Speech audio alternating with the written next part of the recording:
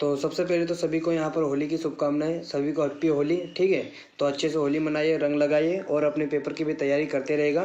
तो यहाँ पर हम बात करने वाले कक्षा 12वीं के फसल उत्पादन का आपका जो 5 मार्च को जो आपका यहाँ पर सेकेंड लास्ट पेपर होने वाला है। अभी आपका यहाँ पर फसल उत्पादन और हिंदी का पेपर बाकी है। हिंदी का पेपर 7 मार्च को होगा और फसल उत्पादन का जो पेपर है वो 5 मार्च को है। ठीक है, तो यहाँ पर होली की तो शुभकामनाएं सभी लोग को। अच्छे से कलर लगाइए, खेलिए। कच्चा कलर मतलब यहाँ पर पक्का कलर मत लगाएगा, प्राकृतिक जो भी कलर है उससे खेलिए होली। ठीक है, और होली के साथ साथ अपने पेपर की भी यहाँ पर तैयारी करते रहेगा। तो यहाँ पर मैं आपको कक्षा 12वीं के फसल उत्पादन के 2026 के पेपर के लिए कुछ इंपॉर्टेंट क्वेश्चन बताने वाला हूँ।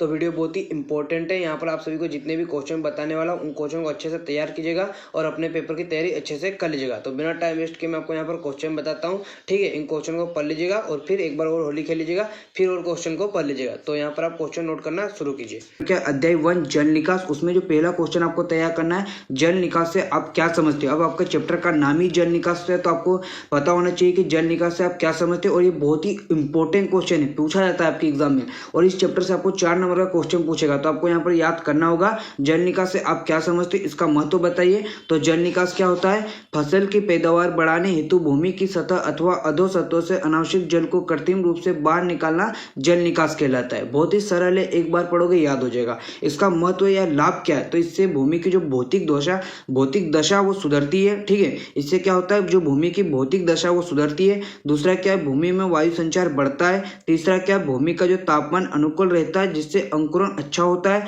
और चौथा है, मृदा में जो किसी के जल की मात्रा में वृद्धि होती है। और पांचवा, भूमि क्षारीय अथवा अम्लीय होने से बची रहती है। ठीक है, याद रखिएगा, मोस्ट इंपोर्टेंट क्वेश्चन है, तैयार कीजिएगा। उसके बाद आपको यहाँ पर जल निकास की कोई 4 आवश्यकता बताना है। तो यहाँ पर आप जल निकास की जो 4 आवश्यकता है, जो यूँ कहिए कि जल निकास की आवश्यकता के प्रमुख कारण है, आप यहाँ पर देख सकते हैं। अभी मैं आपको पढ़कर नहीं समझा सकता हूँ क्योंकि अपने पास ज़्यादा टाइम नहीं है। तो यहाँ पर बाद में हम जो आपके अर्धवार्षिक पेपर के बाद में हम फुल डिटेल चैप्टर वाइज हम यहाँ पर तैयारी करने वाले हैं। तो अभी पढ़ लीजिएगा, बाद में हम अच्छे से तैयारी कीजिएगा। ठीक है, तो आप यहाँ पर नोट कर लीजिए कि जल निकास की 4 आवश्यकता के जो प्रमुख कारण है वो यहाँ पर बताया गया है। तो यहाँ पर 5 कारण दिए गए जिसमें जो आपको 4 सरल लगे वो आप याद कर सकते हो। ठीक है, सरल तो सभी, आपको जो आसानी से याद हो जाए वो आप याद कर सकते हो। ठीक है, उसके बाद तीसरा क्वेश्चन क्या है, जल निकास की परिभाषा मैं आपको पहले क्वेश्चन में बता चुका हूं। जल निकास की कोई 3 प्रणालियों को समझाइए। तो जल निकास की जो परिभाषा तो मैं पहले ही पढ़ा चुका हूं। जल निकास की प्रमुख प्रणालियां निम्नलिखित है। पहली प्रणाली क्या है, प्राकृतिक प्रणाली। इस प्रणाली में नालियां भूमि के प्राकृतिक ढाल के साथ साथ जड़ेगी क्या है, बदलती रहती है एवं अंत मुख्य नाली द्वारा, तो आप यहाँ पर पढ़ सकते हो। दूसरी क्या है, हेरिंग बोन प्रणाली। और तीसरी है गेरी ड्रोन प्रणाली। ठीक है, याद रखिएगा, आपके एग्जाम में पूछा जाता है तो जरूर तैयार कीजिएगा। उसके बाद मोस्ट इंपोर्टेंट क्वेश्चन, सिंचाई एवं जल निकास में अंतर लिखिए। मोस्ट इंपोर्टेंट क्वेश्चन है, जरूर तैयार कीजिएगा। ठीक है, तो यहाँ पर आप देख सकते हो सिंचाई और जल निकास में यहाँ पर अंतर दिया गया। सिंचाई क्या होता है, सिंचाई आप यहाँ पर देख सकते हो, खेत में पानी देना सिंचाई कहलाता है। जल निकास, खेत से अनावश्यक पानी निकालना जल निकास कहलाता है। अभी मैं आपको पढ़ा चुका हूँ। दूसरा क्या है, सिंचाई हेतु नालियां खेतों से ऊंची बनाई जाती है, जबकि जल निकास में फालतू पानी बाहर निकालने वाली नालियां धरातल से नीचे बनाई जाती है। ठीक है, तो यहाँ पर आपको 4 अंतर दिए गए, तो आप इसे पढ़ सकते हो। ठीक है, पढ़ लीजिएगा। उसके बाद आपको यहाँ पर मोस्ट इंपोर्टेंट क्वेश्चन, पृष्ठ एवं भूमिगत जल निकास में आपको नालियों में अंतर याद करना है। ठीक है, तो मोस्ट इंपोर्टेंट क्वेश्चन है, तैयार करना है आपको। तो पृष्ठ नालियां, यूं कहे कि पृष्ठीय नालियां और भूमिगत नालियां में यहाँ पर अंतर दिया गया है, तो आप इसे पढ़ लीजिएगा। यहाँ पर 8 अंतर दिए गए, जो 5 सरल लगे वो आप याद कर लीजिएगा। ठीक है, उसके बाद आपको यहाँ पर जल निकास को प्रभावित करने वाले 4 कारकों का वर्णन करना है। तो पहला है, आप यहाँ देख सकते हो, भूमि का ढाल। दूसरा, भूमि की किस्म। यहाँ पर मैं आपको जैसे बता रहा हूँ वैसे अगर आप पेपर में लिख कर आ जाओगे तो आपका जो एग्जामिनर है, आपका जो कॉपी चेक करने वाला, वो आपका नंबर काट ही नहीं सकता है। ठीक है, नंबर मतलब वो उसके पास नंबर काटने की वजह ही नहीं मिलेगी। ठीक है, उसके बाद यहाँ पर तीसरा क्या, भूमि की कीमत। चौथा, अनावश्यक जल की मात्रा। बस आप 4 याद रखेगा। उसके बाद आपका जो दूसरा चैप्टर है पादप पोषण, उसमें जो पहला क्वेश्चन तैयार करना है, पादप पोषण की परिभाषा तथा पादप पोषक तत्व की अनिवार्यता की कोई 3 कसौटी लिखिए। मोस्ट इंपोर्टेंट क्वेश्चन, अगर आप आपकी परीक्षा दिन उठाकर देखोगे तो ऐसा कोई साल नहीं है जिसमें ये क्वेश्चन पूछा ना गया हो। ठीक है, तो जरूर याद रखिएगा। तो पादप पोषण की परिभाषा क्या है, तो प्राय सभी पौधे जल एवं अकार्बनिक तत्व भूमि से प्राप्त करते हैं। भूमि में ये अकार्बनिक तत्व खनिज के रूप में पाए जाते हैं, जिन्हें खनिज तत्व या पोषक तत्व कहते हैं, ठीक है। तथा उनके पोषण को खनिज पोषण या पादप पोषण कहते हैं, ठीक है। खनिज तत्व या पोषक तत्व एक ही बात है, खनिज पोषण को या पादप पोषण को एक ही बात है, ठीक है। उसके बाद आपको यहाँ पर जो ये सॉरी हाँ यही है, इसकी है ना, क्या है सॉरी क्या बात क्या है, पोषक तत्वों की अनिवार्यता की 3 कसौटी। यहाँ तो मैंने आपको क्या बताया, परिभाषा बताया। पोषक तत्व की अनिवार्यता की 3 कसौटी आप यहाँ पर दी गई है, जैसे आप यहाँ पर देख सकते हैं। ऑर्नर नामक वैज्ञानिक ने 1938 में पादप पोषण में तत्वों की अनिवार्यता की निम्नलिखित कसौटियां बताई। ये 3 कसौटी मोस्ट इंपोर्टेंट 100% आपके एग्जाम में देखने को मिलेगा। इन 3 कसौटी मतलब चाहकर भी, भूल कर भी, या यूं कहो कुछ भी करके, लेकिन इसे याद तैयार कर लीजिएगा, ठीक है। रटो समझो याद करो कुछ भी करो, लेकिन जरूर तैयार कीजिएगा, ठीक है। उसके बाद आपको यहाँ पर जो नेक्स्ट क्वेश्चन आपको तैयार करना है, मृदा में पोषक तत्वों की प्राप्ति, ये तत्व है, ठीक है।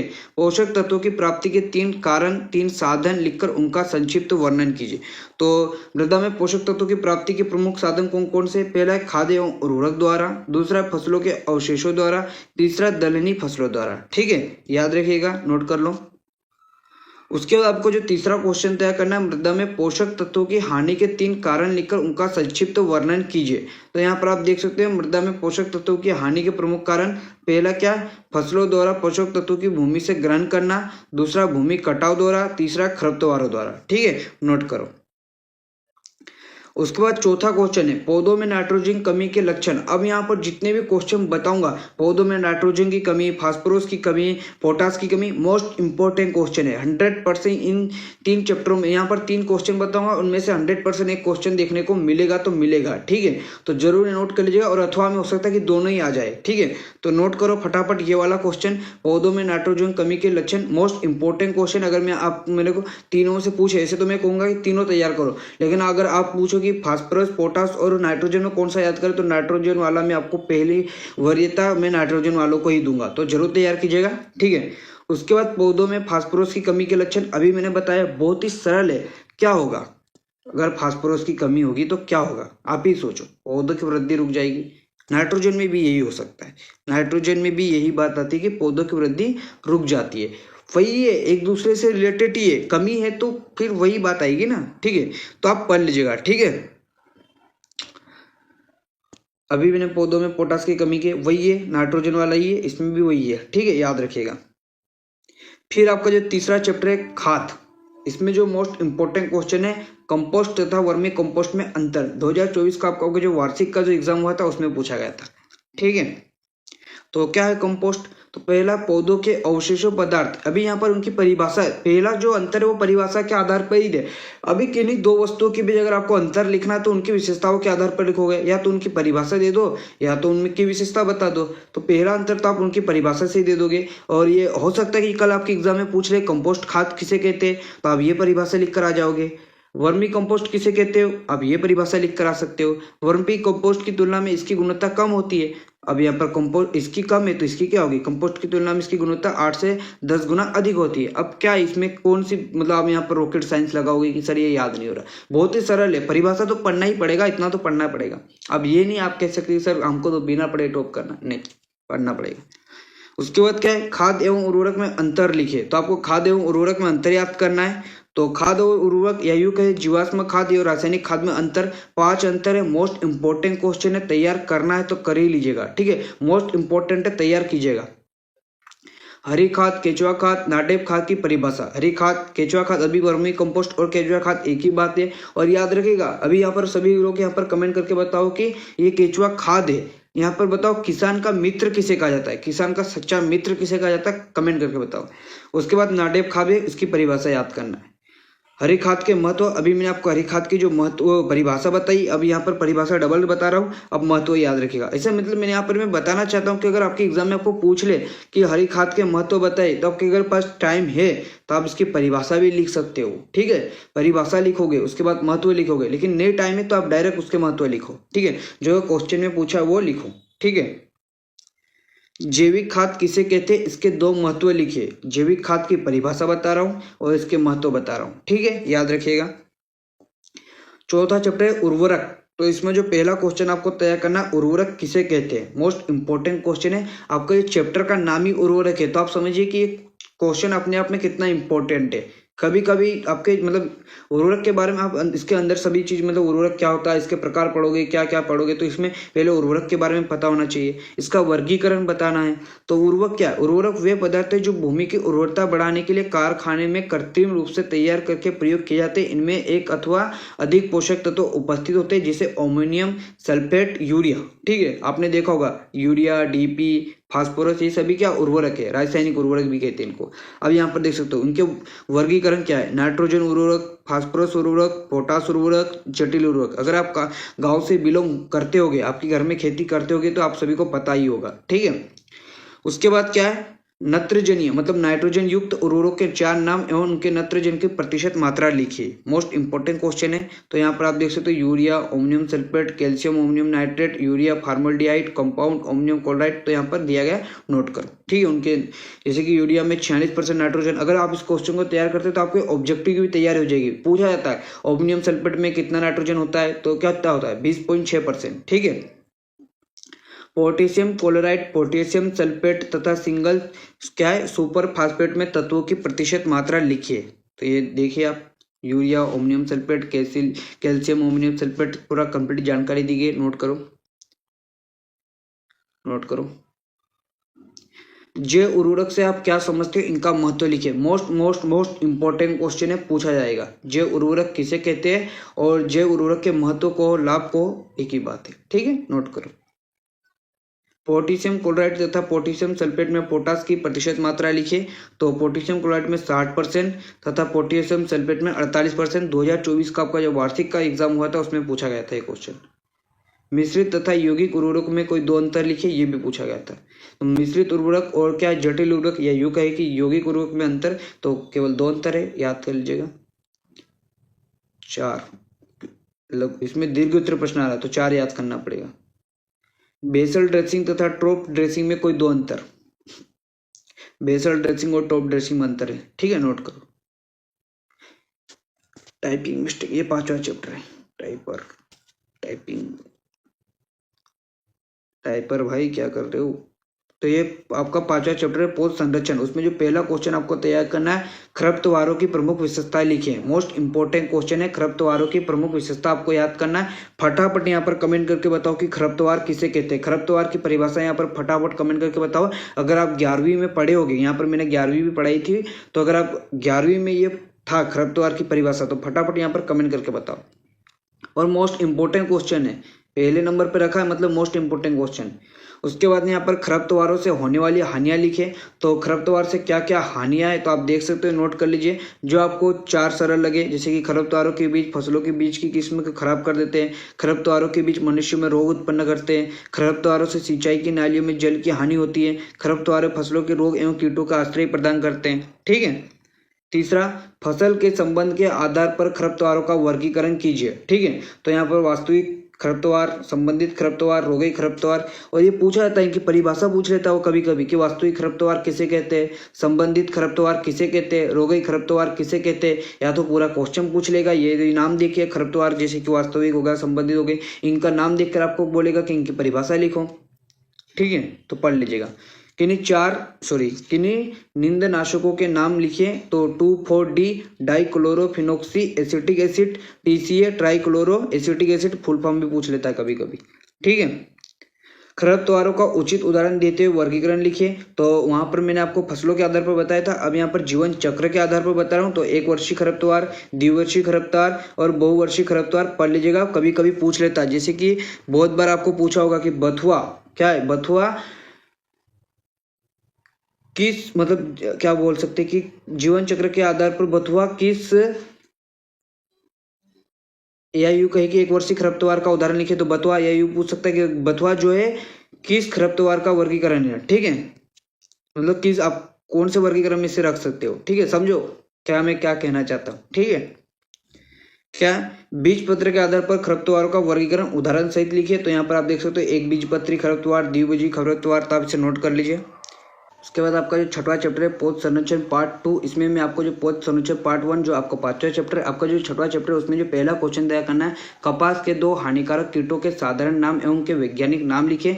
तो कपास के जो 2 हानिकारक जो कीट है, गुलाबी कीड़ा और तना छेदक, अब इनके वैज्ञानिक नाम क्या है? तो गुलाबी कीड़ा का जो वैज्ञानिक नाम है पेक्टिनोफोरा गोसिपिएला, और जो तना छेदक उसका वैज्ञानिक नाम क्या है? स्पिनोपेट्रा गोसिप। ठीक है, नोट करो।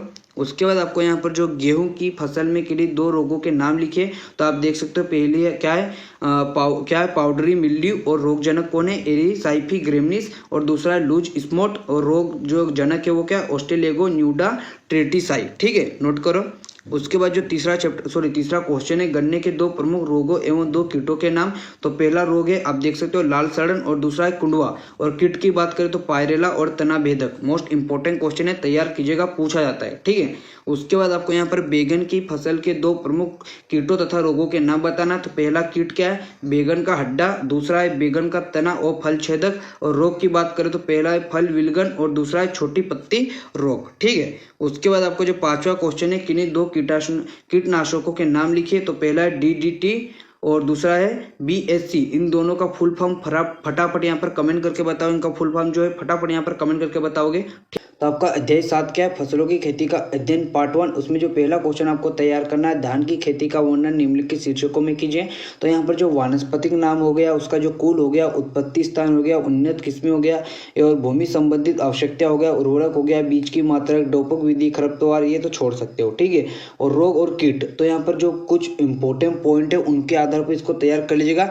वानस्पतिक नाम 100% पूछेगा, कुल 100% पूछेगा, उत्पत्ति स्थान कभी पूछ लेता है। ठीक है, उसके बाद यहाँ पर उसके बाद जो 2 कीट और जो रोग होते हैं वो भी इंपॉर्टेंट है, वो भी पूछता है। ठीक, और भूमि पूछ लेता है, तो नोट करो।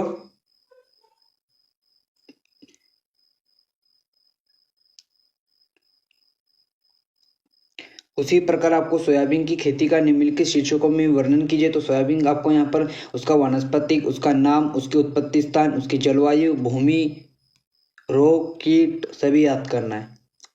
अब ये जो है दीर्घ उत्तर प्रश्न है, इसमें से आपको 4 नंबर का एक क्वेश्चन देखने को मिलेगा। तो आप इनको पढ़ना तो पड़ेगा, एक बार पढ़ लीजिएगा, एक बार नजर घुमा लीजिएगा, याद हो जाएगा।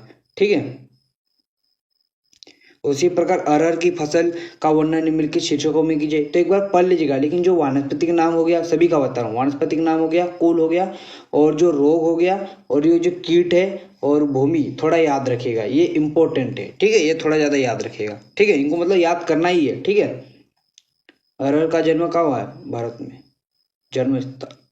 मूंग की खेती का निम्नलिखित शीर्षकों में वर्णन कीजिए, नोट करो। उड़द की खेती का निम्नलिखित मतलब उड़द का खेती का वर्णन निम्नलिखित शीर्षकों पर कीजिए। वानस्पतिक नाम, परिवार या कुल, उत्पत्ति स्थान, उसके बाद जो 2 रोगों के नाम, और कीट वीट देख लेना। उसके बाद आपका जो 8वां चैप्टर है फसलों की खेती का अध्ययन पार्ट 2, अब यही भी है। अब यहाँ पर मैं ही क्या कर सकता हूँ कि सर आप इतने बड़े क्वेश्चन बता रहे हो। अब यार बेटा बताना तो पड़ेगा यार, आएंगे तो सही वो। गन्ने की जो खेती का निम्नलिखित शीर्षकों में वर्णन कीजिए। मिस्टेक है, वनस्पति के नाम हो गया, ये याद कर लीजिएगा। जन्म स्थान हो गया, ये याद कर लीजिएगा। उसके बाद जो है मैं जो बता रहा हूँ वो तो याद करना ही पड़ेगा। फसलों में लगने वाले 2 रोगों के नाम। ठीक है,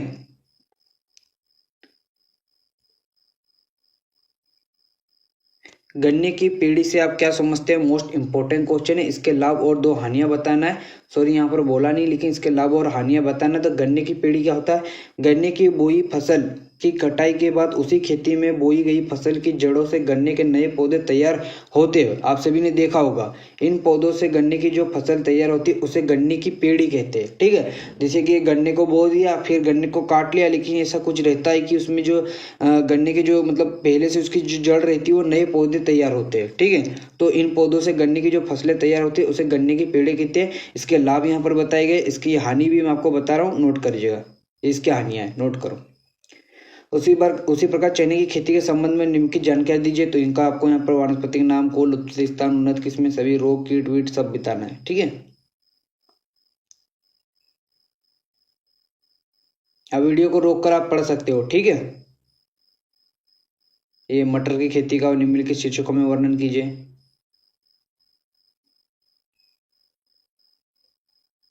उसके बाद अध्याय 9 मशरूम की खेती। उसमें आपको पहला क्वेश्चन तैयार करना है, मशरूम किसे कहते हैं। मोस्ट इंपॉर्टेंट क्वेश्चन है।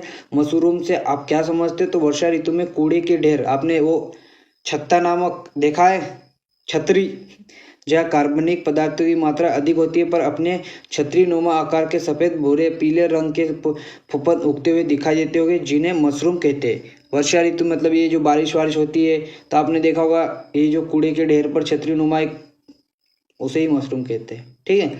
मशरूम कितने प्रकार का होता है? तो मशरूम जो है 4 प्रकार का होता है। श्वेत बटन और आयरोस्टर मशरूम तथा पीड्रिस्ट मशरूम। पढ़ लीजिएगा। ठीक है। मशरूम का वैज्ञानिक नाम क्या है? एगरिकस बायोस्पोरस। क्या है? स्पन की परिभाषा लिखिए, तो यहाँ पर बताया गया, नोट करो। फिर 10वां चैप्टर है अलंकृत बागवानी। उसमें जो पहला क्वेश्चन आपको तैयार करना है, अलंकृत बागवानी के महत्व। अलंकृत बागवानी क्या होती है? सभी लोग कमेंट करके बताओगे। उसके बाद अलंकृत बागवानी के महत्व क्या है? तो अलंकृत उद्यान में विभिन्न प्रकार के फलों को उगाकर उनमें तैयार तेल, सेंट आदि बेचकर आर्थिक लाभ होता है। शोभाकारी उद्यान मन बहलाने का उत्तम स्थान है। यहाँ कुछ देर बैठने मात्र से ही मानसिक सुकून मिलता है तथा व्यक्ति की कार्य क्षमता में वृद्धि होती है। ठीक है। उसी प्रकार यहाँ पर ये पर्यावरण प्रदूषण को रोकता है। तो यहाँ पर 5 पॉइंट दिए गए, नोट करो। अलंकृत बागवानी के क्षेत्र को बढ़ाने के लिए सुझाव या उपाय दीजिए। तो यहाँ पर आप देख सकते हो, यहाँ पर 4 पॉइंट दिए गए, नोट कर लीजिए। भारत के प्रमुख शोभाकारी उद्यान के नाम एवं उनके स्थान। तो पूछा जाता है कि वृंदावन गार्डन का है, तो वृंदावन गार्डन का है मैसूर। मुगल गार्डन दिल्ली का है, दुगली, मुगल दिल्ली से रेट कर सकते हो। Shalimar garden Srinagar. Botanical garden Ooty, Ooty का है। सभी लोग यहाँ पर कमेंट करके बताओ कि ये ऊटी का है। ठीक है, बता दो? नहीं, आप बताओ। ठीक है, 11वीं में भी था ये। क्या है फिर? क्या है? गुलदाउदी एवं केली के वनस्पति के नाम तथा कुल लिखिए। तो गुलदाउदी का वनस्पति नाम यहाँ पर बताया गया है, कुल भी बताया गया है, केली का वनस्पति नाम भी बताया गया है। ठीक है, फटाफट कमेंट करके बताओ। किन्हीं 2 फूलदार वृक्षों के नाम और उनके वनस्पति के नाम। तो गुलमोहर और क्या है? अमलतास। किन्हीं 3 वायुवृत्ति अथवा छायादार झाड़ियों के नाम और उनके वनस्पति के नाम। तो बांस, क्या है? बांस का बेम्बूसा स्पी पॉपुलस स्पी फरास, क्या है? टेम्ब्रिक्स आर्टिकुल्टा। और आपका जो 11वां चैप्टर है हरियाली, इसमें आपको जो पहला क्वेश्चन आपको तैयार करना है, आदर्श मतलब उत्तम नियोजित हरियाली की आपको यहाँ पर प्रमुख विशेषता आपको याद करना है। तो यहाँ पर आप देख सकते हो आदर्श हरियाली की जो विशेषता है क्या है? एक आदर्श हरियाली में निम्नलिखित विशेषताएं होनी चाहिए। पहला है हरियाली अत्यंत सुंदर लगती हो तथा गद्दे का रूप धारण किए हो। ठीक है, तो यहाँ पर जो आपको पूछ सकता है कि हरियाली की आपको यहाँ पर विशेषता बताए, तो आपको यहाँ पर हरियाली की मैं आपको कितनी 2 विशेषता बता रहा हूँ। 2 नंबर का क्वेश्चन है, जरूर याद कीजिएगा। हरियाली अत्यंत सुंदर लगती हो तथा गद्दे का रूप धारण किए हो। और दूसरा, नंगे पैर हरियाली पर चलने पर उसमें चुभन नहीं होनी चाहिए, अर्थात वो मुलायम हो। ठीक है, कहने का मतलब है कि हरियाली मुलायम होनी चाहिए। ठीक है, उसके बाद आपको यहाँ पर नेक्स्ट क्वेश्चन आपको तैयार करना है, मतलब इसी यहाँ पर हरियाली की विशेषता है, जैसे कि 2 बता चुका हूँ। उसके बाद तीसरी क्या है? हरियाली की कटिंग करने के बाद वो शीघ्र ही वृद्धि करके चारों ओर फैल जाए। हरियाली में खरपतवार नहीं होनी चाहिए। हरियाली के अंदर खाली स्थान नहीं होना चाहिए। हरियाली की घास ऐसी होनी चाहिए जिस पर गर्मी, शीत तथा रोगों का कोई प्रभाव ना पड़े, अर्थात वो सदा एक जैसी लगे। ठीक है, तो यहाँ पर आप हरियाली की विशेषता आप नोट कर सकते हो। उसके बाद आपको यहाँ पर नेक्स्ट क्वेश्चन तैयार करना है कि हरियाली लगाने के उद्देश्य क्या है, इसके उद्देश्य क्या है, इसका महत्व क्या है, इसका लाभ क्या हो। अगर आपको पूछे हरियाली लगाने के लाभ लिखिए, हरियाली लगाने के उद्देश्य लिखिए, हरियाली लगाने के महत्व लिखिए, तो आपको यही आंसर लिखकर आना है। तो आप देख सकते हो हरियाली लगाने के प्रमुख उद्देश्य क्या है। पहला, उद्यान की शोभा बढ़ाने के लिए। ठीक है, दूसरा, खेल के लिए मैदान बनाने के लिए। तीसरा, मनोरंजन एवं आनंद की अनुभूति के लिए। और चौथा है पार्कों एवं वानस्पतिक उद्यान के लिए। अब आप ही बताइए कि इतने सरल से आपको मैं समझा रहा हूं कि अगर आपने इस बार इसको एक बार पढ़ लोगे तो आपको याद होगा या नहीं होगा। बहुत ही सरल क्वेश्चन है और बहुत ही यहाँ पर उसके साथ सरल में आपको आंसर बता रहा हूँ। ठीक है, तो वीडियो को लाइक करना तो बनता है। उसके बाद तीसरा क्या? हरियाली मतलब जैसे कि लोन विकसित करने के लिए घास को चयन करते समय ध्यान देने योग्य बिंदुओं का उल्लेख कीजिए। तो यहाँ पर आप देख सकते हो कौन से बिंदु है। घास अधिक व अति शीघ्र फैलने वाली हो और घास पूरे साल हरी होने वाली हो। तो यहाँ पर आप देख सकते हो 6 नोट कर लो। ठीक है, घास में किसी भी प्रकार की दुर्गंध ना आए। ठीक है, उसके बाद आपको यहाँ पर हरियाली की परिभाषा तथा लगाने की 2 विधि बताना है। तो हरियाली क्या होती है? तो अलंकृत उद्यान में घास से घिरा हुआ क्षेत्र हरियाली कहलाता है। ठीक है, उसके बाद यहाँ पर इसको लगाने की विधियां बताई गई है। तो पहली विधि क्या है? बीज द्वारा। ठीक है, और दूसरी टुकड़ों का लेप करना। ठीक है, नोट करो। उसके बाद आपको यहाँ पर डिबलिंग एवं आपको ट्रिपिंग में अंतर याद करना है और मोस्ट इंपॉर्टेंट क्वेश्चन है डिबलिंग एवं ट्रिपिंग में अंतर। आप देख सकते हो इसमें घास के तनों को जड़ सहित समान दूरी पर रोपा जाता है। तो आप इसमें दो अंतर यहाँ पर नोट करो फटाफट, ठीक है। उसके बाद आपको यहाँ पर जो 12वां चैप्टर है पोष संरक्षण की विधियां, उसमें जो पहला क्वेश्चन आपको तैयार करना है लैंगिक प्रसारण जैसे कि बीज प्रवर्धन तथा वानस्पतिक प्रसारण में कोई 4 अंतर। अब यहाँ पर मैं आपको लैंगिक प्रसारण तथा वानस्पतिक प्रसारण में जो अंतर बताऊंगा, अगर आपने यहाँ पर इसको अंतर याद कर लिया मतलब अब यहाँ पर लैंगिक प्रवर्धन की आपको विशेषता भी याद हो जाएगी और अलैंगिक प्रवर्धन की विशेषता भी याद हो जाएगा, अंतर भी याद हो जाएगा, विशेषता भी याद हो जाएगी, ठीक है। किसी भी दो चीजों की वजह अगर आप अंतर बताते हो तो उनकी विशेषताओं के आधार पर ही तो बताते हो। तो अगर आप इन बीच के अंतर याद कर लोगे तो आपको विशेषता भी याद हो जाएगी, ठीक है। नोट कर लो, ठीक है, नोट करो। उसके बाद आपको यहाँ पर कर्तन तथा दाब कलम में अंतर याद करना मोस्ट इंपॉर्टेंट क्वेश्चन है, मोस्ट इंपॉर्टेंट क्वेश्चन है, ठीक है। कि आपको कर्तन तथा दाब में आपको जो अंतर याद करना है, ठीक है। तो आप देख सकते हो कर्तन तथा दाब कलम में अगर आप इसे अंतर याद कर लोगे और यही अगर आप अंतर याद कर लोगे तो विशेषता भी आपको याद हो जाएगी, जैसे कि अभी को पहले बताया मैंने, तो याद कर लो, ठीक है। उसके बाद आपको इंचार्जिंग तथा ग्राफ्टिंग में अंतर लिखिए। तो ये वाले चैप्टर से आपको अंतर याद करके जाना है और अंतर वाले क्वेश्चन बहुत ज़्यादा इंपॉर्टेंट है, तो तैयार जरूर कीजिएगा। 4 अंतर है, नोट कीजिए,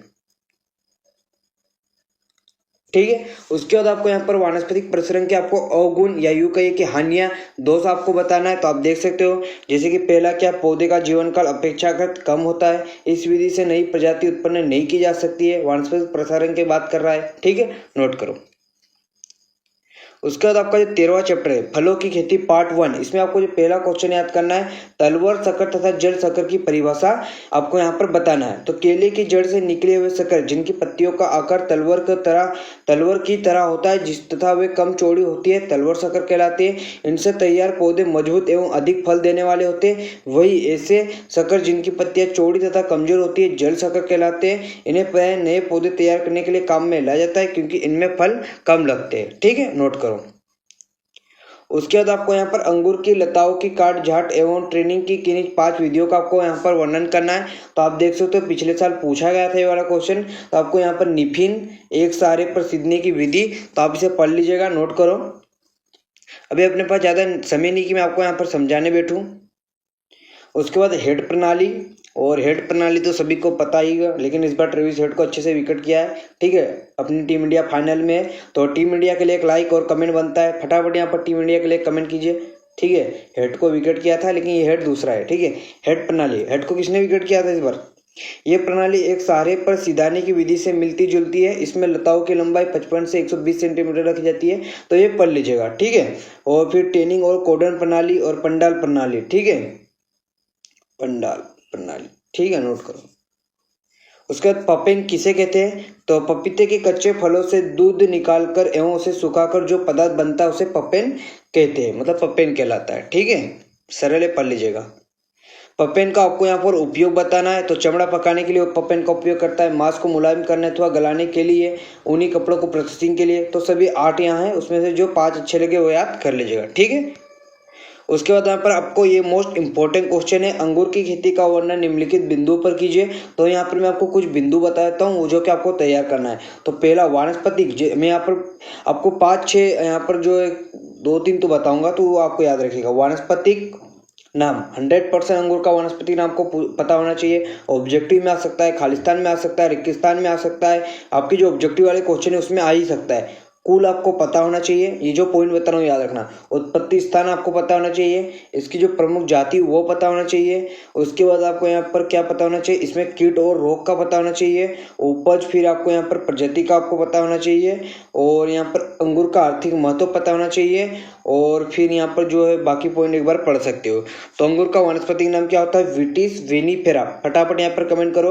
कुल की बात करें तो व्हाइट टेसी। इसका उत्पत्ति स्थान क्या है? इसका उत्पत्ति स्थान रूस का जो ओर्मुनिया क्षेत्र है उसमें अंगूर पाया जाता है, ठीक है। इसका जो प्रमुख जातियां यहाँ पर बताई गई, अच्छे से यहाँ पर मैंने आपके नोट्स बनाए, तो ज़्यादा आपको भटकने की जरूरत नहीं है, बस यहाँ पर पढ़ो इसको, ठीक है। ये फूलने और फलने का समय आपको पता होना चाहिए, और ये कौन से मतलब यहाँ पर क्या, ठीक है, नोट करो। उसी प्रकार आपको यहाँ पर केले की खेती का वानस्पतिक नाम पता होना चाहिए, क्या नाम है? तो आप यहाँ पर देख सकते हो, इसका जो वानस्पतिक नाम क्या है, मूसा सेपिएंटम, और जो कुल है कुल म्यूनसी। ठीक है, नोट करो तो नोट करो। ठीक है, मैं आपको बताते जाता हूँ, थोड़ी देर रुकता हूँ, नोट करते जाइएगा। उत्पत्ति स्थान की बात करते हैं, मलाया प्रदेश तथा पूर्वी द्वीप समूह में माने जाते हैं। नोट करो।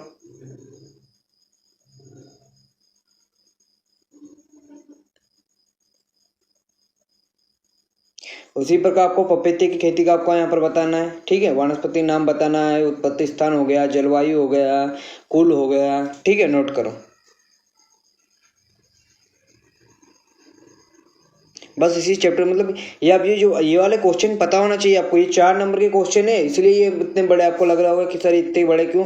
तो ये 4 नंबर के क्वेश्चन है, तो 4 नंबर के क्वेश्चन में लिखना तो पड़ेगा भाई। ठीक है,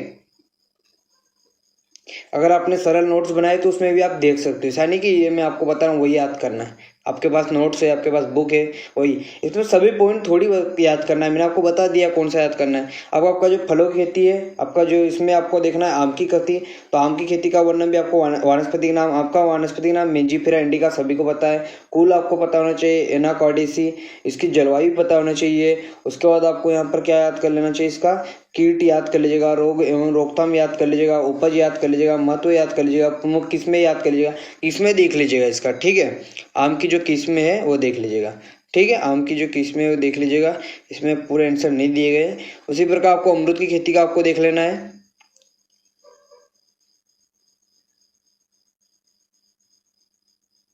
आंवला की खेती का देख लेना है।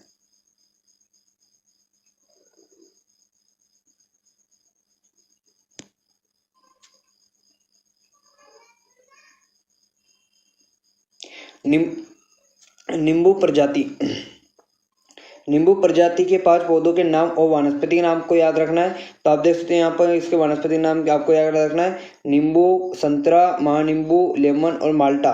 ये क्या है, नींबू प्रजाति के पौधे हैं। अब इनके आपको यहाँ पर याद रखना है, जैसे कि मौसमी या यूं कहे कि मालिया, इसका वानस्पतिक नाम याद रखना है, संतरा का याद रखना है, चकोतरा का याद रखना है, नींबू का रखना है, महानींबू और लेमन, इनका आपको यहाँ पर वानस्पतिक नाम पता होना चाहिए। ठीक है, उसके बाद आपको यहाँ पर आम में एकांतर फलन के कोई 5 आंतरिक महत्वपूर्ण कारण, मोस्ट इंपॉर्टेंट क्वेश्चन। सबसे पहले आम का एकांतर फलन क्या होता है, मोस्ट इंपॉर्टेंट क्वेश्चन है ये। परिभाषा तो 100% आपको पूछेगा 2 नंबर में, तो जरूर याद रखिएगा। एकांतर फलन, आम के एकांतर फलन से आप क्या समझते हो, तो बहुत से फल, क्या है, बहुत से फल वृक्ष एवं ऋतु में भरपूर फल उत्पन्न करते हैं और आगामी ऋतु में या तो बिल्कुल निष्फल हो जाते हैं तथा बहुत कम फल पैदा करते। वृक्षों के इस स्वभाव को एकांतर फलन कहते हैं। अब इसके कहने का मतलब क्या है, अब यहाँ पर मान लीजिए कि ये मान लीजिए ये क्या है, ये मान लीजिए ये, अभी इसको रखो।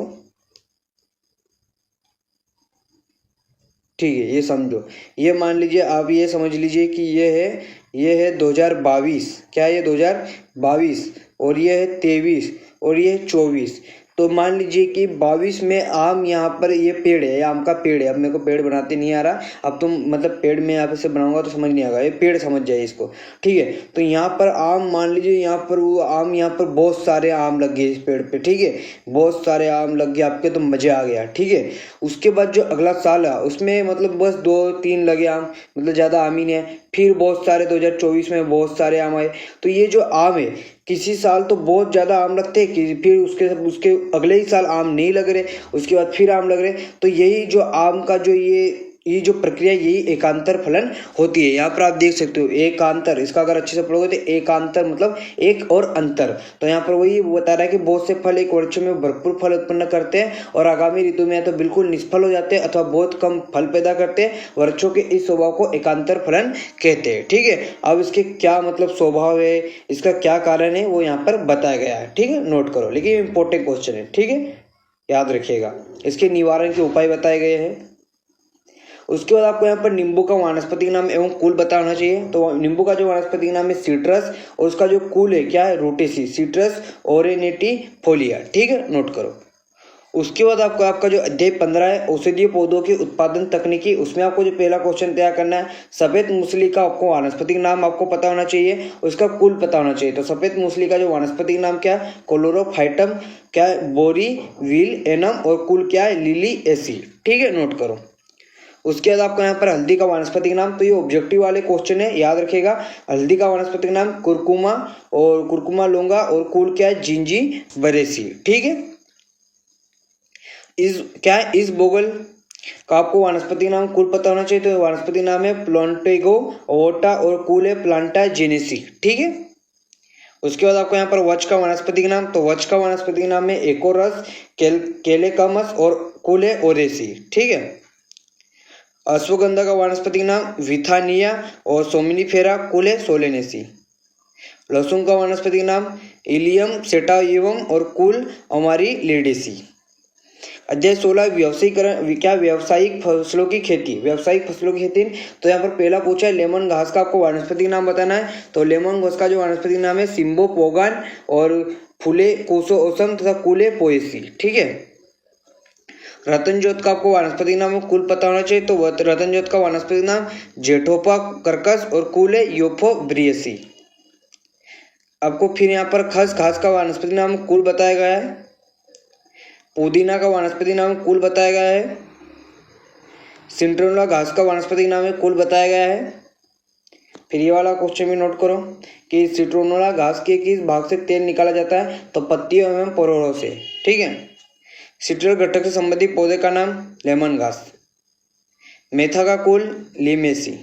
अध्याय 17 फल परीक्षण तकनीकी। मोस्ट इंपॉर्टेंट क्वेश्चन है। अस्थायी तथा स्थायी परीक्षण में आपको अंतर याद रखना है। तो वही बात है कि अब इसका सिद्धांत परिभाषाएं लिख दो। स्थायी और अस्थायी परीक्षण का आपको अंतर याद रखना है। ठीक है, ये स्थायी का है और ये अस्थायी का है। ब्लाचिंग क्या है, इसके लाभ लिखिए। तो आप देख सकते हो डिब्बा बंदी से पहले फलों तथा सब्जियों को उबलते हुए पानी में निर्धारित समय तक डालने की क्रिया को उबलते पानी का उपचार या ब्लाचिंग कहते हैं। मोस्ट इंपॉर्टेंट क्वेश्चन, इसके लाभ क्या है। फल नरम तथा मुलायम हो जाते हैं। दूसरा, लसलसे पदार्थ तथा दुर्गंध बाहर निकल जाती है। जीवाणुओं की संख्या कम हो जाती है। तो याद रखिएगा। सुखाना तथा निर्जलीकरण में क्या अंतर है। तो ये मोस्ट इंपॉर्टेंट क्वेश्चन है, जरूर याद रखिएगा, आपको पूछा जाता है। मोस्ट इंपॉर्टेंट क्वेश्चन है सन डायरिंग और यहाँ पर जो डिहाइड्रेशन, क्या आपको ये बहुत ही इंपॉर्टेंट क्वेश्चन है, जरूर याद रखिएगा। ब्लाचिंग तथा फार्मिंग में अंतर मोस्ट इंपॉर्टेंट क्वेश्चन है। अंतर वाले क्वेश्चन तो छोड़ना ही नहीं है, आपके एग्जाम में 100% आपको देखने को मिलेंगे। कैनिंग तथा बोतलिंग में आपको अंतर याद रखना है। अध्याय 18 परिरक्षित एवं तथा उनका विपणन। तो उसमें आपको यहाँ पर आचार की परिभाषा याद रखना है। सरल है, खाद्य पदार्थों का नमक, तेल, सिरका एवं अन्य मसालों के द्वारा परीक्षण कला ही आचार कहलाता है। ठीक है, जैम की परिभाषा। जैम उस खाद्य पदार्थ को कहते हैं जो फूलों के गूदे को चीनी एवं खटास के साथ मिलाकर निश्चित गाढ़ेपन तक पकाने में तैयार होता है, जिसमें चीनी की मात्रा कितनी होती है, 60 से 70% होती है। मार्मलेड की परिभाषा लिखिए, मोस्ट इंपॉर्टेंट क्वेश्चन है। सोवेज की परिभाषा लिखिए। जेली बनाते समय बरती जाने वाली सावधानियों का उल्लेख कीजिए। मोस्ट इंपॉर्टेंट क्वेश्चन है, पूछा जाता है, मोस्ट इंपॉर्टेंट है। ठीक है, याद रखिएगा। अच्छी जेली के प्रमुख गुण तथा विशेषताओं को आपको यहाँ पर बताना है। ठीक है, जैम तथा जेली में अंतर लिखिए। तो आप नोट कर सकते हैं, जैम फलों के गूदे से तैयार किया जाता है, जेली फलों के रस से बनाई जाती है। तो बहुत ही सरल आंसर है। ठीक है, टमाटर का सॉस या केचप बनाने की विधि पिछले साल पूछा गया था।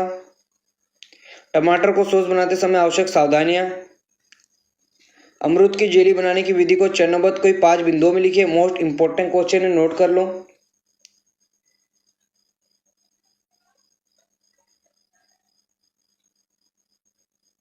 अध्याय 19 कृषि अर्थशास्त्र। मोस्ट इंपॉर्टेंट क्वेश्चन है, सहकारिता से आप क्या समझते हो, इसका महत्व लिखिए। मोस्ट इंपॉर्टेंट क्वेश्चन है, आप देख सकते हो सहकारिता। एटी हेरिक के अनुसार सहकारिता उन व्यक्तियों का कार्य है जो शुभेच्छा पूर्वक संयुक्त होकर अपनी शक्ति, प्रसाधनों अथवा दोनों का उपयोग पारस्परिक प्रबंध के अंतर्गत निजी लाभ या हानि के लिए करते हैं। ठीक है, अब इसका सिद्धांत भी पूछा जाता है, इसका महत्व तो पूछा हीगा। सहकारिता सामाजिक गुणों के विकास में सहायक है, ये सामाजिक व्यवस्था को मजबूत करने में सहायक है। देखो, सहकारिता वाला क्वेश्चन मोस्ट इंपॉर्टेंट क्वेश्चन है, जरूर तैयार कीजिएगा दोस्तों। ठीक है, सहकारिता के सिद्धांत मोस्ट इंपॉर्टेंट क्वेश्चन, ऐसी कोई एग्जाम नहीं है जिसमें ये पूछता नहीं। और अभी आपका जो प्री बोर्ड की अर्धवार्षिक का जो पेपर हुआ था उसमें आपको यही पूछ लिया था कि सहकारिता एक खालिस्तान है, तो सहकारिता एक ऐच्छिक संगठन है। तो ये सिद्धांत जरूर याद कीजिएगा, मोस्ट इंपॉर्टेंट क्वेश्चन है। मोस्ट इंपॉर्टेंट लगा दो क्या स्टार, समझ जाओगे। मोस्ट इंपॉर्टेंट क्वेश्चन, ठीक है, नोट कीजिएगा। कृषि अर्थशास्त्र से आप क्या समझते हैं? कृषि अर्थशास्त्र का महत्व बताना है तो आपको पता होना चाहिए कृषि अर्थशास्त्र क्या है। प्राथमिक कृषि साख समितियों के उद्देश्य लिखिए, तो इंपॉर्टेंट क्वेश्चन है। भूमि बंधक बैंक से आप क्या समझते हो? लाभ लिखिए। अध्याय 20 लास्ट भू सर्वेक्षण, तो भू सर्वेक्षण से किसे कहते हैं ये आपको बताना चाहिए, ठीक है। नोट कर लो, लास्ट चैप्टर नोट कर लो आप सभी आंसर।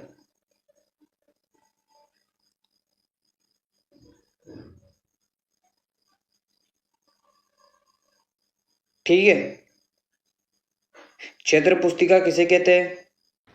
तो इतने क्वेश्चन आपके पेपर के लिए आपको तैयार करना है। अगर आपने इन क्वेश्चन को अच्छे से तैयार कर लिए तो आपके जो यहाँ पर मैंने आपको जितने क्वेश्चन बताए, अगर आपने इन क्वेश्चन को अच्छे से तैयार कर लिया तो आपके जो 2 नंबर के क्वेश्चन है, 3 नंबर के क्वेश्चन है और 4 नंबर के जो क्वेश्चन है, 6 से लेकर 20 तक के जो क्वेश्चन है वो पूरी तरह से कवर हो जाएंगे। अब बात आती है ऑब्जेक्टिव क्वेश्चन की, तो ऑब्जेक्टिव क्वेश्चन की तैयारी आपको स्वयं करना है, क्योंकि ऑब्जेक्टिव क्वेश्चन के लिए यहाँ पर मैं आपको ऐसे 5, 7, 8 या यूँ कहीं कि 100, 150 क्वेश्चन नहीं बता सकता। उसके लिए आपको आपकी परीक्षा अध्ययन, आपकी बुक, या आप यहाँ पर ऐसा कर लीजिए, आप आपके जो परीक्षा अध्ययन के पिछले साल के पेपर या चैप्टर वाइज जो ऑब्जेक्टिव हो सभी एक बार फटाफट पढ़ लीजिएगा, ठीक है। और यहाँ पर अगर आपके पास बुक है, परीक्षा बोर्ड है, तो आप वहाँ कहीं से भी आप अपने माध्यम से आप ऑब्जेक्टिव जो क्वेश्चन की वो तैयारी कर सकते हो। यहाँ पर आपको मैंने 2 अंक, 3 अंक और 4 अंक के जो क्वेश्चन की तैयारी वो करवा दी है। अगर आप इसका पीडीएफ डाउनलोड करना चाहते हो तो आप हमारे टेलीग्राम चैनल रूपी क्लास के माध्यम से कर सकते हो। इसके अलावा कुछ डाउट या क्वेश्चन हो तो मैं इंस्टाग्राम पर आकर डीएम कर सकते हो। इंस्टाग्राम की लिंक और टेलीग्राम चैनल की जो लिंक है आपको डिस्क्रिप्शन में मिल जाएगी। तो यहाँ पर मैंने आपको 2 अंक, 3 अंक और 4 अंक के जो क्वेश्चन की तैयारी करा दी है, आप इन क्वेश्चन को अच्छे से पढ़ लीजिएगा।